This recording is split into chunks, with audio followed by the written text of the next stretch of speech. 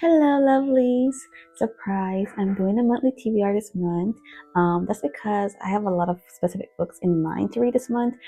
In November, I like to get to those books that I've been saying all year long I'm gonna read.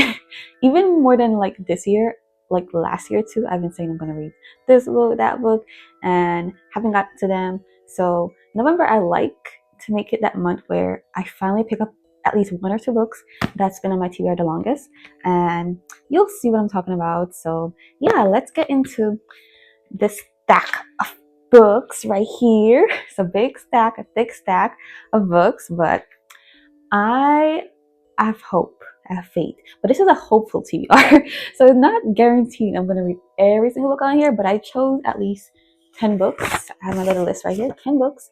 Some I own physically, as you can see, and some I do not, as of yet for some, and some I will never own them physically because some books I like to just read on my Kindle. So yeah, let's get into the TBR. First off, this is a new favorite series of mine. So first book I want to read, Can't Get Enough by Candy Ryan. I have read Before I Let Go and This Could Be Us. I give those two 5 stars. I recently read them in the past like 2 to 3 days now. I read those 2 books and I love them. So I want to read the third book, Can't Get Enough. That one's about Hendrix, the friend Hendrix. I really love Hendrix out of all of the friends because she just have the spunkiest personality. She's just so fun. But I also can see how heartbroken she is about her situation, but she tries to make the better of it, at least from what I've seen from outside perspective. So I'm gonna get her perspective now. We Can't Get Enough, and her romance is gonna definitely be top tier for sure because Hendrix, she's not afraid at all to like express her like interest in a guy. So I feel like her romance is going to be very like fun and spicy, so I'm looking forward to that. And next book I want to read is Outbound by Tracy Dion. I just started reading the Legendary series this year. I did get into reading slump when I was starting Outbound, so I got to page 98. So I'm planning to continue Outbound this month and finish reading it in at least 2 days time. I want to just sit and read it when I get a day off, like 2 days back together, because I usually my day offs are not together, but lately I've been getting them together. So when I get 2 days off back to back, I'm gonna just be reading Outbound. That's it. So that I can like finally find out what happened in this one, because I saw a lot of people like freaking out with what happened with here, and I want to know. It's been long enough. I was just in like a slump at the time when I picked this one up, unfortunately. So I didn't want to have a bad experience by forcing myself to read it while in a reading slump. So that's why I put it down. But Outbound in November, I'm gonna finally read it all the way through. And another book I've had on my TBR for the longest time, I've always said I'm gonna read this book in like in different months throughout this year and throughout last year. But since I finally read The Night Circus last November, which was a book I've had on my TBR for years and never picked up, I thought I would just put this one in November. And it is kind of like a fall book. It might be wintry. Like, I don't really know because I didn't really get far into this one, but that is The Invisible Life of Addie LaRue by V.E. Schwab. I thought I loved V.E. Schwab's works, all her works, but I actually didn't read everything from her. This was like the 4th or 5th book I was gonna read from her, and I DNF'd it at the time because it was just very slow paced, and it wasn't what I was expecting. Like the whole premise with like debt was like really cool, but once I actually started reading it, I was like, oh, it's kind of boring. But that was me back then. I actually love a more slow paced, plot based book right now, so that's what this is. And I think reading those type of books in fall time is just perfect because it's like when you're sitting down, relaxing, and just reading a very thorough book. And I feel like reading this one in November finally is perfect. So that's why I'm gonna pick this one up for November. This is gonna be a surprise for some of you guys that have watched my reading vlog on that book. Immortal Dark. I read that one. I didn't really love it. I gave that one, I think, a solid 3 stars, I believe. But I actually do want to read the sequel, The Eternal Ruin. It's coming out November 4th, I believe. I already pre-ordered it, so I'm planning to read it very soon. I just thought that even though I didn't love book 1, I didn't hate it. I just thought the plotline was done like a bit off-kiltered. It wasn't like very well plotted out, in my opinion, at least the way things were progressing. But I actually did like the main character, the main girl, so I kind of want to see her again to see where she's going because of what was revealed in the end of the book. I was actually interested in that because it did indeed remind me of The Cruel Prince, which Fun fact, I hated The Crow Prince, but I reread it. I gave it 3 stars, I think 3.5 stars or so. And I liked it much better my second read, but the first read I really hated it, which I didn't finish it the first time I read it because I was hating it. But I think it's the same pathway I went with Immortal Dark, where I didn't love the first book. So I'm like, I love the rest of the Crow Prince series. So I'm like, I might as well just pick up book 2. Maybe I'll love it. Maybe it'll be a 5 stars. You never know. So I'm gonna pick it up. I already own book 1, and I didn't hate it. I just didn't love it. But I'm interested to see what happens in Eternal Ruin. Then I have The Wolf and the Woodsman by Ava Reed. Been meaning to read this one for quite a while as well. It's been on my TBR countless times for the past few years. When I was on Booktube and when I was not on Booktube. That's how long it's been on my TBR. I actually did pick it up at one point too. I think I probably read like 50 pages or so. Don't know. But I'm gonna start it all over again and finally read it this fall and see what it's all about, because I really don't know what it's all about. I'm gonna go in blind and just see what it has to offer. Hopefully it's a good little romance and like some nice fantastical elements in there as well. I'm hoping for that, because I see here the dark figure of that guy. Like, I want to know if is it litter with the wolf thing or not, because I didn't really get that much when I was reading it. So, and I don't remember much. It was years ago. So hopefully it's a nice little romance read. Hopefully this newest one, I've been hearing a lot of people talk about it. I've been seeing a lot of people post about it, but honestly I don't really know what it's about. I think the title is self-explanatory. It's called The Scammer by Tiffany D. Jackson. Never read a book by Tiffany D. Jackson. I think she wrote where's something about Monday. Where's Monday? I don't remember. Something.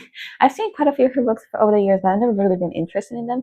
But as you know, this year I started reading thrillers, like psychological thrillers. So this one is said to be a psychological thriller. I think it's based in college, a college campus. This girl, her roommate's cousin, comes to stay with them. The cousin just got out of jail, so that was like the number one thing that caught my attention. And he starts befriending all the college campus kids and stuff, but some weird stuff that are happening around him, and I guess something about a scammer. I don't know, but it's a psychological thriller. A lot of people seem to be loving it, giving it 5 stars. So I want to know what's making people give it 5 stars. So I'm gonna go read it, basically. Yeah, it piqued my interest that other people were loving it. So now I want to read it.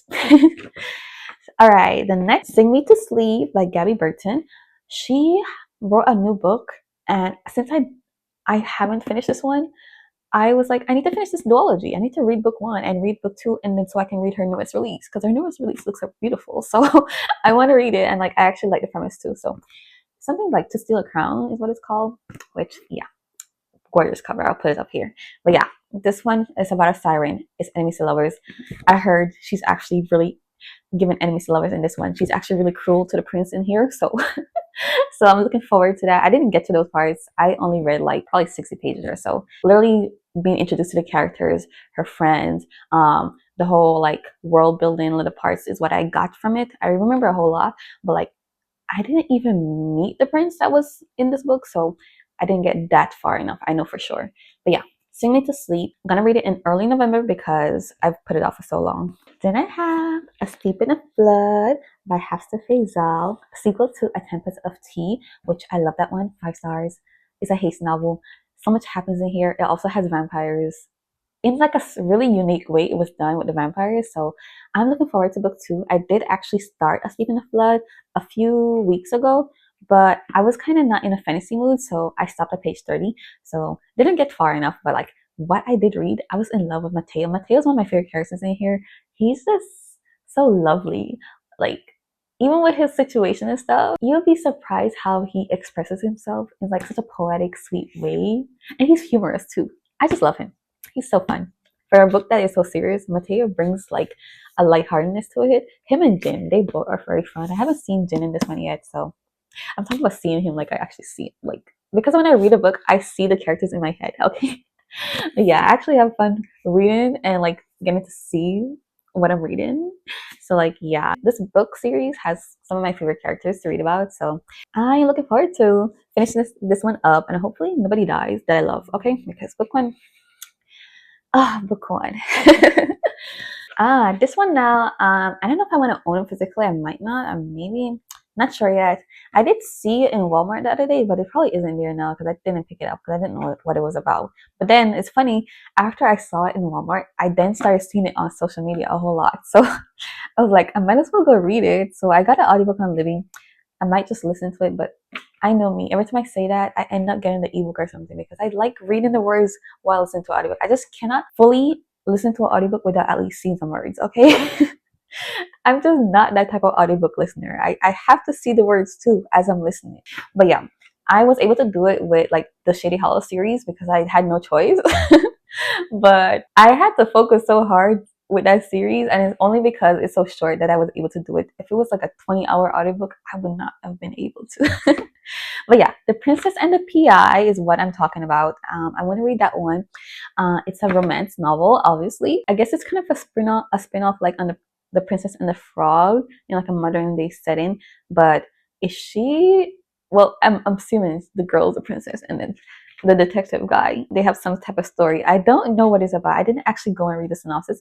I just requested it from my library. It says that it is available soon, so soon I will be able to read that one. Yeah, and I'm looking forward to it. It looks fun. So yeah. Lastly, I have The Night and the Moth. I'm gonna be giving this author another try, Rachel Gilleg. I didn't love One Dark Window. I've tried tons of times to read that book. It was just so boring to me. A nice premise for sure, but just a very boring like execution in my opinion, my personal opinion. And like even though it was a very unique premise, the character was very not unique. She was very basic and she was getting on my nerves, so I was like, I'm not reading this anymore. But hopefully this one is also a nice little premise. I do love reading about knights. I do love watching movies with knights, so any book that talks about a knight, I'm gonna read it. So once I saw she was coming out with this one, it's like a knight and like a priestess, the character, I think she is. I think they are going on a journey, which I love it when two characters are going on a journey and it's like a romance novel or like a fantasy romance. I love it. I just love it. I found out I love this with this one book where it was like a forced proximity thing and they were like tied to each other magically, so they were bonded with each other. That book was so good, but I don't remember what it was called because I read it years ago, but it was a really good book. I can't remember, but that's how I found out I love reading fantasy romance books where they are on a journey, like they're like going through the woods and like going through like risky, dangerous situations, but and then they fall in love along the way and they protect each other, they save each other. I think this is gonna have a bit of that happening there. I might not, but that is the idea I got once I read the synopsis of this one. So I'm looking forward to reading this one. Hopefully I love it this time around. Hopefully I like the characters because I didn't love her character in her debut novel, which unfortunately, but that doesn't mean I'm gonna never read from this author again just because I didn't like her debut book. You know, I give authors chances. Honestly, I won't even say that. I read authors' works based on what it's about. I don't really like, oh, I'm never gonna read that author again because I hate that one book from them. Whatever book they put out that I'm interested in, that's what I read. And same with like my favorite authors. I'm not gonna read every single thing from my favorite authors because it's not every single book I'm interested in. Just because it's my favorite author doesn't mean I'm interested in that book. I found out the hard way in my early reading years that I don't like every single genre. So if the author switches up the genre or like the premise of their book, I don't really like the premise, I'm not going to read the book. Because just because it's my favorite author doesn't mean I'm going to love that premise still just because magically the author's going to do it way better or something. Sometimes it's just I hate that premise and it doesn't matter how it's executed. I just hate it. But yeah, this one sounds so much fun. So I'm gonna try it out. And that's the stack right here. That's my overall TBR, 10 books for November. It's a hopeful TBR. I'm not guaranteed to read every single book in here. I just really want to read Oakbound and The Invisible Life of Addie LaRue. And honestly, Sing Me to Sleep, these are my top 3 that I really, really want to get to because they're the 3 books that I've been putting off the longest. But the other 7 is neither here or there. I might get to them, I might not. But yeah, thank you all so much for watching this November TBR. I will try and do more monthly TBRs because I do have in mind what I want to read each month. Just sometimes some months I only have 4 books in mind, not that much. This month I had a lot more in mind to read, so that's why I did a TBR this month. I will try and do more monthly TBRs. But yeah, thank you guys so much for watching. I will see you in my next video. Goodbye for now.